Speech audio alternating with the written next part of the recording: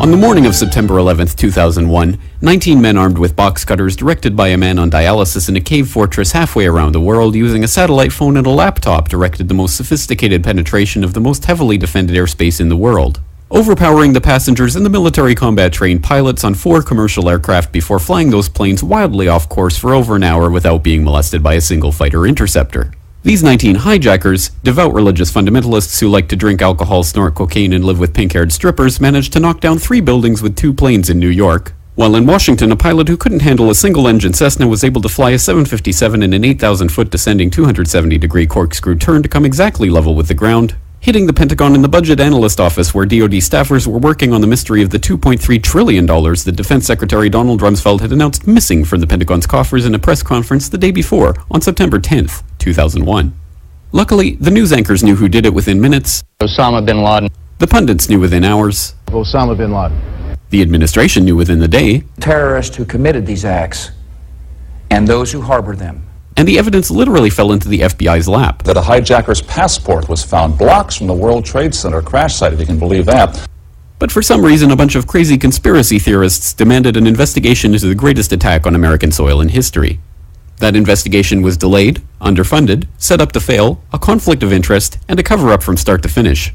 It was based on testimony extracted through torture, the records of which were destroyed.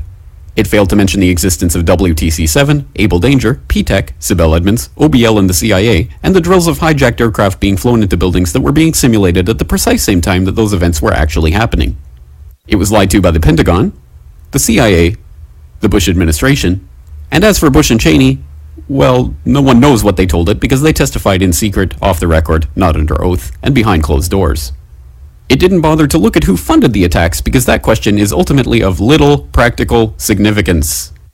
Still, the 9/11 Commission did brilliantly, answering all of the questions the public had, except most of the victims' family members' questions, and pinned blame on all the people responsible, although no one so much as lost their job, determining the attacks were failure of imagination. Because nobody in our government, at least, and I don't think the prior government that could envision flying airplanes into buildings. Except the Pentagon, FEMA, NORAD, and the NRO. The DIA destroyed 2.5 terabytes of data on Able Danger, but that's okay because it probably wasn't important.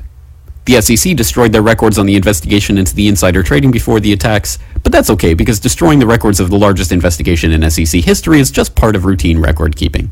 NIST has classified the data that they used for their model of WTC-7's collapse, but that's okay because knowing how they made their model of the collapse would jeopardize public safety. The FBI has argued that all material related to their investigation of 9/11 should be kept secret from the public, but that's okay because the FBI probably has nothing to hide. This man never existed, nor is anything he had to say worthy of your attention, and if you say otherwise, you are a paranoid conspiracy theorist and deserve to be shunned by all of humanity. Likewise him, and her, and her, and her, and him. Osama bin Laden lived in a cave fortress in the hills of Afghanistan, but somehow got away. Then he was hiding out in Tora Bora, but somehow got away. Then he lived in Abbottabad for years, taunting the most comprehensive intelligence dragnet employing the most sophisticated technology in the history of the world for a decade, releasing video after video with complete impunity and getting younger and younger as he did so, before finally being found in a daring SEAL team raid which wasn't recorded on video, in which he didn't resist or use his wife as a human shield, and in which these crack special forces operatives panicked and killed this unarmed man, supposedly the best source of intelligence about those dastardly terrorists on the entire planet. Then they dumped his body in the ocean before telling anyone about it. Then a couple dozen of that team's members died in a helicopter crash in Afghanistan.